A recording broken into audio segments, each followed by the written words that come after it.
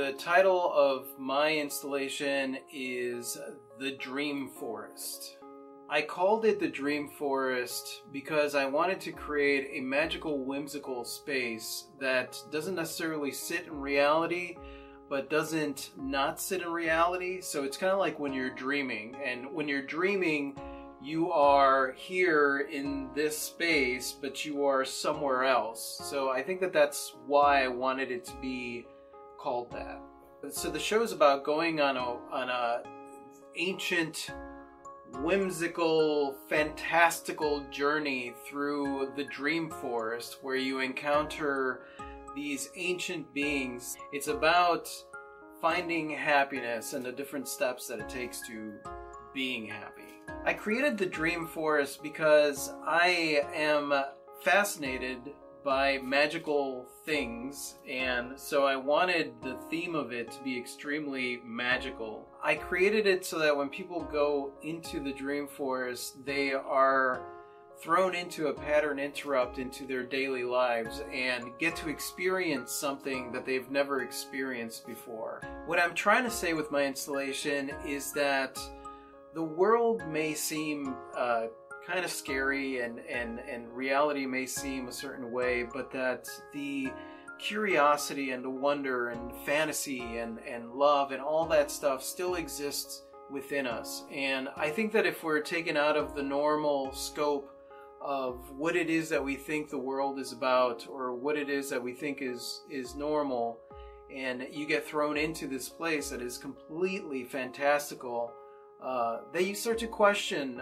some of those things that maybe you believe. And so my room is about taking that journey into a different place where all there is love and joy and beauty and happiness, and that's what it's about. It's about reaching that place within all of us. The show is geared towards anybody that is looking for happiness. It's geared towards anybody that's been looking for happiness outside of themselves, anybody that's been looking for happiness within themselves, just happiness in general. And obviously during the show, the beings, the ancient beings that are there, will give you their 2 cents on what it means to be happy. I'm hoping that people will enjoy themselves when they walk through the space, that that childlike wonder will come out, that they feel a little bit giddy going through the space. And I hope that the beings coming to life and talking to them, you know, I want the room to be thought-provoking. I want the room to be fun. I want the room to be whimsical. So I want people to walk away with a lasting experience, something that maybe gets them to think a little bit more about happiness. I would describe the art in my installation as something that could seem kind of dark. Apparently that's a theme that goes with me, like where something could seem like it's supposed to be scary, but the feeling that you get from it is not scary. I think that there is a benefit to creating something that is different, not necessarily the norm as far as pretty, you know, something that might be scary, because it causes people to stop for a moment. You know, it takes them out of their element, and then they have to actually observe the piece. It's like hearing a noise and getting startled, and then you look and identify whether or not it's a threat.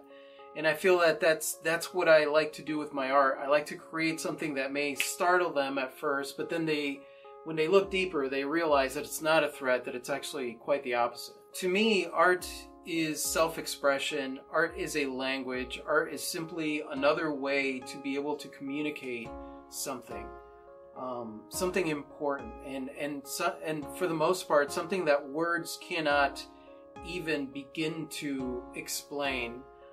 You're able to do with art in very, very subtle ways, or in very, very impactful ways.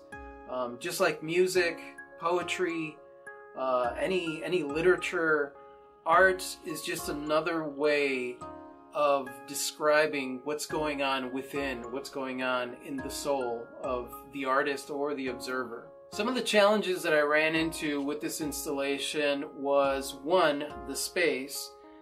Two, the fact that I have never done anything quite like this before, so I was challenged a lot by my own self-doubt. One of the other challenges that I run into was the weather.